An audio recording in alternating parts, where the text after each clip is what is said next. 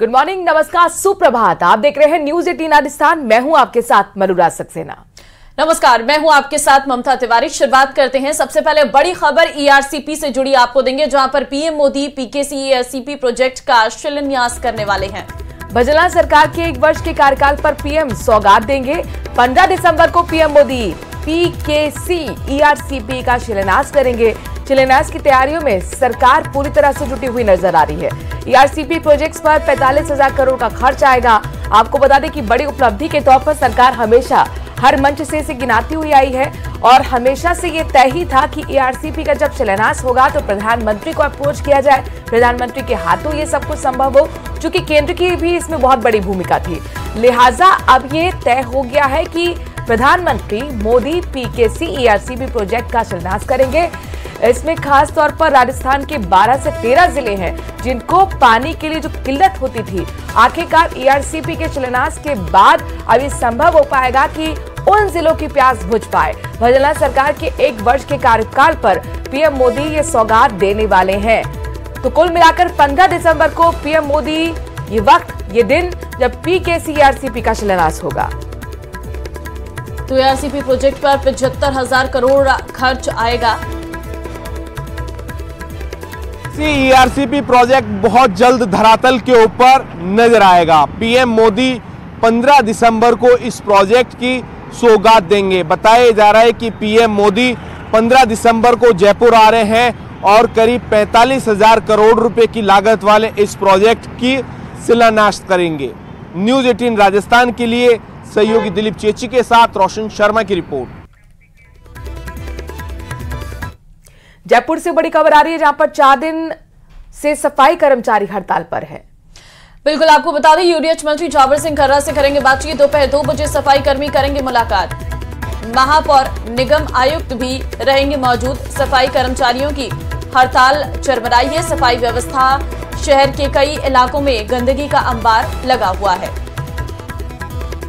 तो सफाई कर्मचारियों का हड़ताल अब जो नजर आता हुआ नजर आ रहा है। सफाई कर्मी लगातार हड़ताल पर हैं, जिसकी वजह से सफाई व्यवस्था जो है वो पूरी तरीके से चरमरा गई है। सफाई कर्मचारियों की हड़ताल का यह असर है। आप सड़कों पर देख सकते हैं, जगह जगह पर कूड़े के ढेर लगे हुए हैं और पिछले 4 दिन हो चुके हैं जब सफाई कर्मचारियों की हड़ताल लगातार जारी है। और दरअसल अनुभव पत्र को लेकर ये खास तौर पर नाराजगी है, उसी को लेकर पिछले 4 दिन से हड़ताल पर है। आप ये देख सके कि पिंक सिटी का हाल क्या है।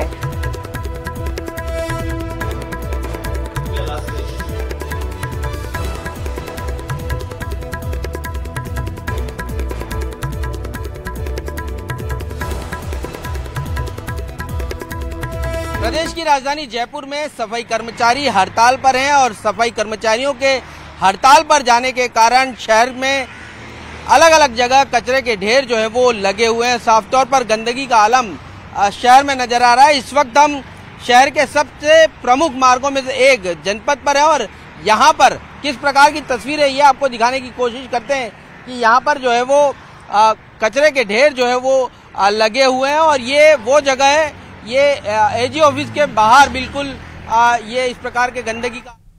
अरबाज हमारे संवाददाता इस खबर पर ज्यादा जानकारी के साथ जुड़ गए हैं। अरबाज, अभी क्या हाल बने हुए हैं पिंक सिटी शहर, जहां पर राइजिंग राजस्थान का समिट भी होना है, लेकिन आप ये दिखा रहे हैं कि हर तरफ कचरा ही कचरा नजर आ रहा है। जी बिल्कुल, देखिए राजधानी में आज लगातार 4था दिन हो गया है और जो तालमेल है कचरे को उठाने का, चाहे वो स्ट्रीट में मार्गों में झाड़ू की बात हो, कचरा संग्रहण की बात हो, ऊपर से डोर टू डोर कचरा कलेक्शन की बात हो, सभी तरह के काम पर असर पड़ा हुआ है।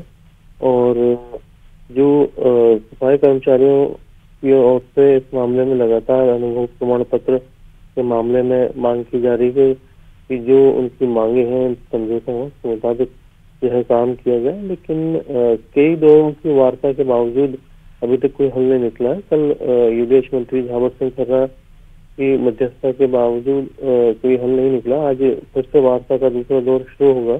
ऐसे में आज दोपहर तक की उम्मीद की जा सकती है कि शायद कोई हल निकले। उधर दूसरी तरफ कचरों के ढेर लगातार कई क्षेत्रों में बढ़ रहे हैं, जो चिंता का सबब है। अभी टूरिज्म सीजन शुरू हो रहा है, राइजिंग राजस्थान का भी मसला है और भी कई महत्वपूर्ण चीजें हैं जिसमें स्वच्छता संरक्षण के ऊपर भी आज आती हुई नजर आ रही है। जी ठीक है, धन्यवाद अरबाज आपका तमाम जानकारी देने के लिए। तो फिलहाल दोपहर 2 बजे तक जो है आज जो कुछ समाधान होता हुआ नजर आएगा। दरअसल सफाई कर्मचारियों की हड़ताल से व्यवस्थाएं चरमरा गई हैं, जिस वजह से शहर का हाल बेहाल नजर आ रहा है।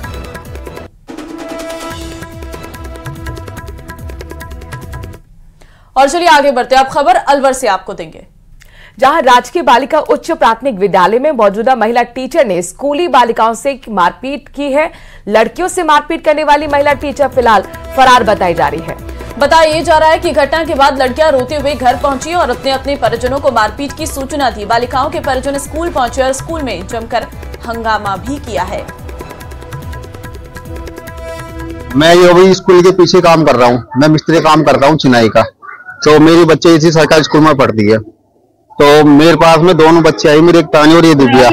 दोनों बच्चों में रोती रोती आई है कि मैडम मुझे मार रही है, दीवार में सर दे रही है और पीट रही है हमारे को। मैंने इससे ये पूछा था कि मेरे बच्चा क्यों मारा आपको, क्योंकि हमने पुलिस वाले अंकल को कुछ गवाही दी थी, हमने उनसे कुछ बोला था, इसलिए हमारे को मैडम मार पीटी करी हमारे को और स्कूल के सारे क्लास के सारे बच्चों को मारा है। तो कल फिर पीछे से कोई महिला है हमारे, जिनका एक बच्चा यहाँ पढ़ता है पहली में और दूसरा बच्चा वहाँ पढ़ता है आंगनबाड़ी में, तो उनकी वजह से झगड़ा हुआ। मारपीट की गई है, लगातार बच्चों से मारपीट की जा रही है। हाँ, मेरे को भी, मैं तो क्या उस क्लास में था, बच्चों की हाजिरी ले रहा था, तो बच्चे रोते रोते, फिर मैडम एकदम मोमेंट, मैंने कहा मोमेंट में डाल के जाना, तो मोमेंट में डाला और कोई ये पता नहीं कि कहाँ जा रही है, बस जाने का टाइम डाला 11 बजे और फिर चले गए, ये नहीं कि कहाँ जा रही है।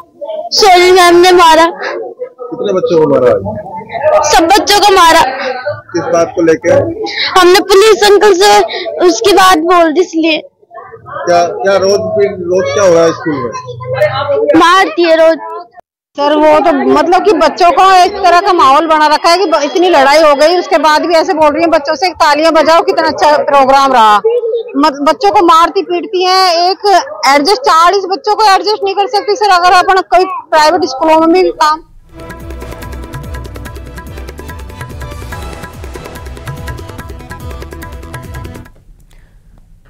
और इस बीच बड़ी खबर झुंझुनू से आ रही है, जहां पर जखोड़ा गांव में देर रात को ईडी की कार्रवाई देखने को मिली है।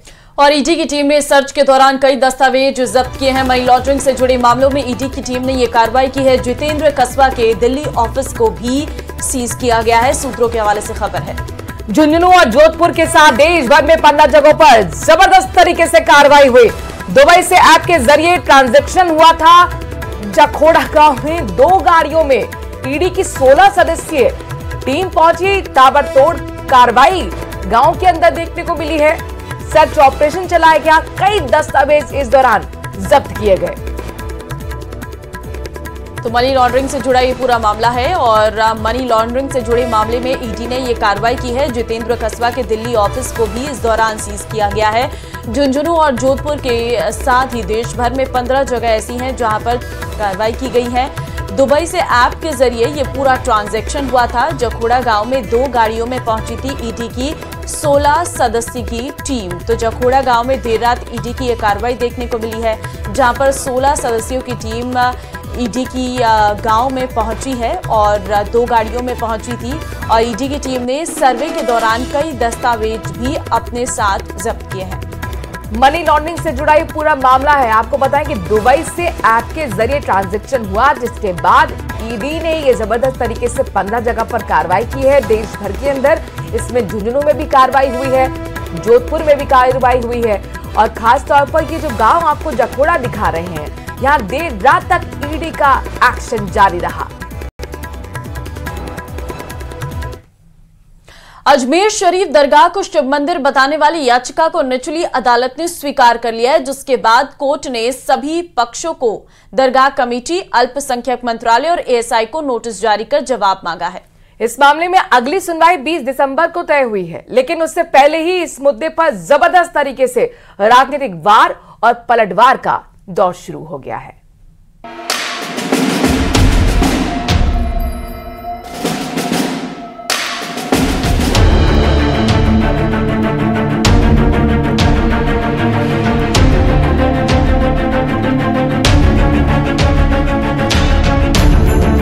मंदिर या मस्जिद की कहानी अब अजमेर शरीफ दरगाह तक पहुंच गई है। निचली अदालत ने उस याचिका को स्वीकार कर लिया है जिस याचिका में अजमेर शरीफ दरगाह को शिव मंदिर बताया गया था। अदालत ने मामला स्वीकार करते हुए दरगाह कमेटी, अल्पसंख्यक मंत्रालय और एएसआई को नोटिस जारी करने का आदेश जारी किया है, जबकि अब इस मामले में अगली सुनवाई 20 दिसंबर को होनी है। कोर्ट ने सभी पक्ष हमारे सुने हैं, मजबूती से हमारी बात सुनी है और संकट मोचन महादेव मंदिर अजमेर दरगाह इस विषय पे 2 महीने पहले सूट फाइल हुआ था। किसी कारण वो सुनवाई पे नहीं आ पाए, कुछ ना कुछ कमियां रही, सारी कमियां पूरी हो गई। माननीय अदालत ने 2 दिन से लगातार हमारी सुनवाई हो रही, कुछ कमी थी वो सब दूर हो गई है। लेकिन अदालत के फैसले पर AIMIM के चीफ असदुद्दीन ओवैसी ने सवाल उठाए हैं। सोशल मीडिया हैंडल X पर उन्होंने लिखा, सुल्तान हिंद ख्वाजा मोइनुद्दीन चिश्ती भारत के मुसलमानों के सबसे अहम औलिया इकराम में से एक हैं। उनके आस्थान पर सदियों से लोग जा रहे हैं और जाते रहेंगे इंशाअल्लाह। कई राजा महाराजा शहंशाह आए और चले गए, लेकिन ख्वाजा अजमेरी का आस्थान आज भी आबाद है। 1991 का इबादत गाहों का कानून साफ कहता है कि किसी की भी इबादत गाह की मजहबी पहचान को तब्दील नहीं किया जा सकता। न अदालत में इन मामलों की सुनवाई होगी। ये अदालतों का कानूनी फर्ज है कि वो 1991 के एक्ट को अमल में लाए। बहुत ही अफसोसनाक बात है कि हिंदुत्व तंजीमों का एजेंडा पूरा करने के लिए कानून और संविधान की धज्जियां उड़ाई जा रही हैं और नरेंद्र मोदी चुपचाप देख रहे हैं। हर मस्जिद के नीचे इनको मूर्ति ढूंढनी अगर पड़ गई तो आप बताओ देश में होगा क्या। अजमेर शरीफ के बारे में भी कुछ सोचने की जरूरत है, ख्वाजा मोइनुद्दीन चिश्ती के बारे में भी कुछ सोचने की जरूरत है। अब इससे बड़ा तमाशा नहीं हो सकता देश में जो चल रहा है। और इसमें मेरा है कि माननीय सुप्रीम कोर्ट को स्वतः संज्ञान लेके इसके अंदर सख्त एक्शन लेने की कार्रवाई करनी चाहिए। अदरवाइज हम लोग झुलस जाएंगे, देश के अंदर ये आग लगेगी, हम झुलसेंगे। और जब आग लगती है ना, वो ये नहीं देखती कि ये किसका घर है, फिर वो सबके घर में लगती है। अब आपको समझाते हैं कि आखिर अजमेर शरीफ दरगाह को लेकर विवाद क्या है।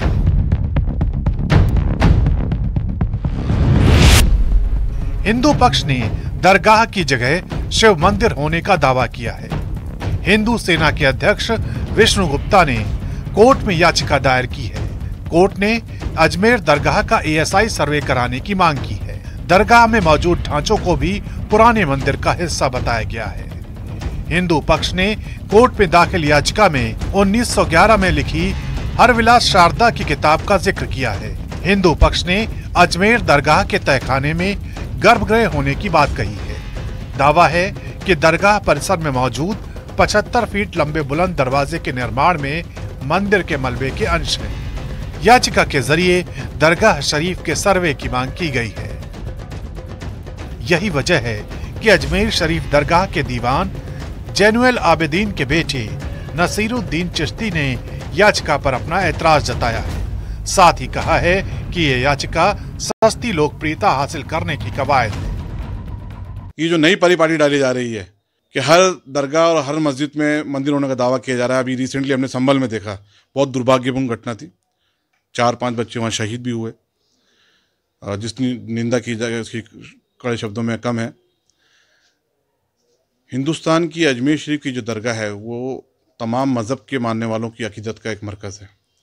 यहाँ से हमेशा मोहब्बत अमन का पैगाम गया है और इस दरगाह से आज के दौर में पूरे हिंदुस्तानी ने पूरी दुनिया के हिंदू मुसलमान तमाम मज़हब के लोगों की आस्था जुड़ी हुई है। ये दरगाह आज की नहीं है। गरीब नवाज रहमतुल्लाह अलैह 1195 में हिंदुस्तान आए और 1236 में आपका तकरीबन 20 साल हुआ।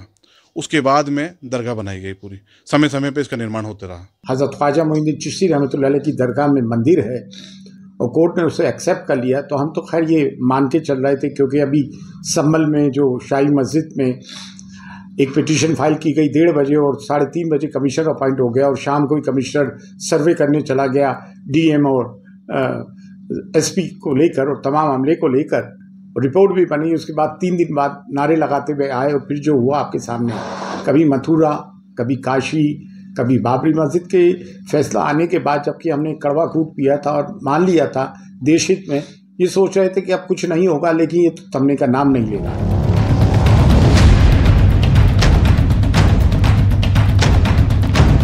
दरअसल ये मामला राजस्थान में कांग्रेस सरकार के वक्त सामने आया था। तब सीएम अशोक गहलोत से अजमेर शरीफ दरगाह की जांच की मांग की गई थी।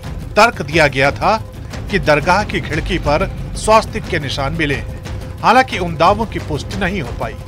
यही वजह थी कि तत्कालीन कांग्रेस सरकार की तरफ से कोई एक्शन नहीं लिया गया। लेकिन अब यह मामला कोर्ट पहुंच चुका है और सभी पक्षों से अपनी अपनी दलील पेश करने को कहा गया है।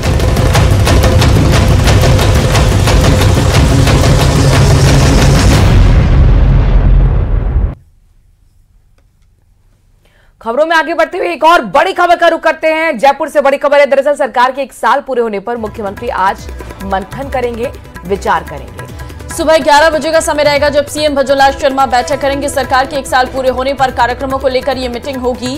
पीकेसी ईआरसीपी परियोजना के शिलान्यास को लेकर भी कर सकते हैं बैठक। तो ताबड़तोड़ मीटिंग्स का सिलसिला आज चलने वाला है।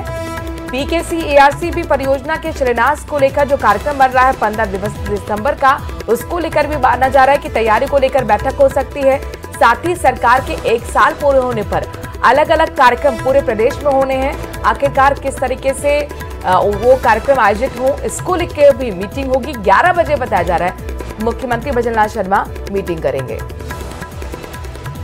तो राइजिंग राजस्थान की तैयारियां जोरों पर हैं और इसी कड़ी में मुख्यमंत्री भजनलाल शर्मा ने गुरुवार को शहर की साफ सफाई, सौंदर्यीकरण और दूसरी व्यवस्थाओं का जायजा भी लिया। इसके साथ ही अधिकारियों को जरूरी निर्देश भी दिए हैं। रिपोर्ट देखिए।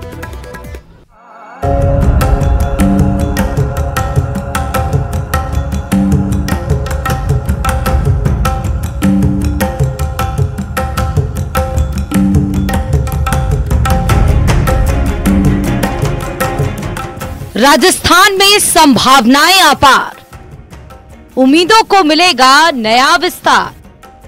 मिट्टी की सुनिए पुकार, निभाइए सरोकार।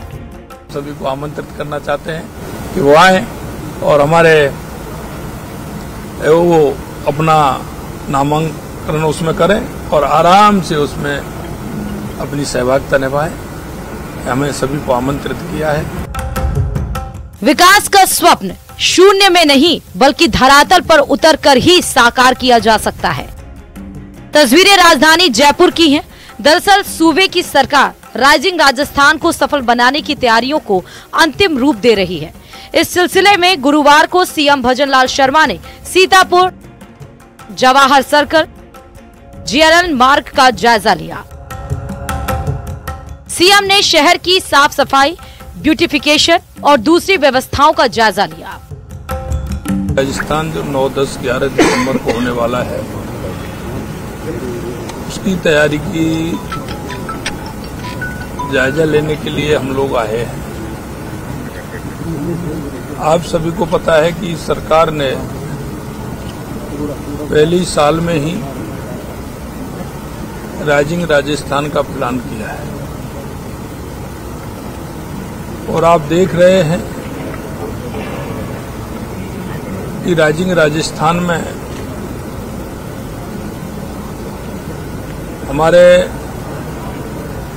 कई कंट्रियों के लोग आ रहे हैं और कई देश के बड़े बड़े उद्योगपति भी आ रहे हैं। पहली साल में ही हम देश के यशस्वी प्रधानमंत्री नरेंद्र मोदी जी के नेतृत्व में ये हमारा राइजिंग राजस्थान हो रहा है।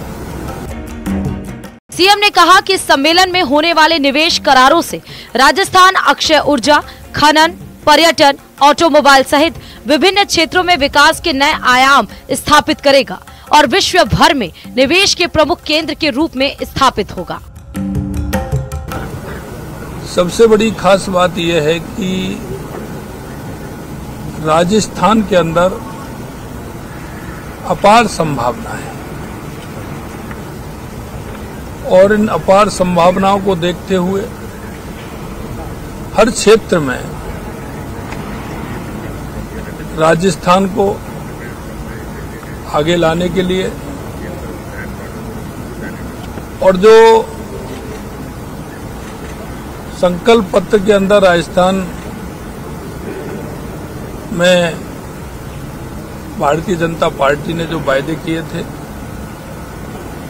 देश के यशस्वी प्रधानमंत्री नरेंद्र मोदी जी के नेतृत्व में हमारी सरकार संकल्पित है। आपको बताते चलें कि 9 से 11 दिसंबर को राइजिंग राजस्थान का आयोजन होगा। समिट के तहत अब तक 20 लाख करोड़ रुपए के MOU हो चुके हैं। प्रधानमंत्री नरेंद्र मोदी जी कहते हैं 4 जातियां हैं, युवा, महिला, किसान, मजदूर। हमारी सरकार संकल्पित है उनके लिए काम करने के लिए। और मैं आज भी आपको विश्वास दिलाना चाहता हूं कि जनता के बीच में जो बातें हमें कही हैं, हमने जो उनके बीच में जो संकल्प पत्र रखा है, हमारी सरकार समय रहते हुए उसको पूरा करेगी, ये हम आपको विश्वास दिलाते हैं। ग्लोबल समिट में राजस्थान और देश भर से 100 से अधिक कंपनियां और व्यापारिक समूह भाग लेंगे। इस ग्लोबल एक्सपो में मैन्युफैक्चरिंग क्षेत्र में राज्य की क्षमता प्रदर्शित की जाएगी और देश के औद्योगिक परिदृश्य में राजस्थान की अहम भूमिका दिखाई जाएगी। न्यूज़ 18 राजस्थान के लिए जयपुर से रोशन शर्मा की रिपोर्ट।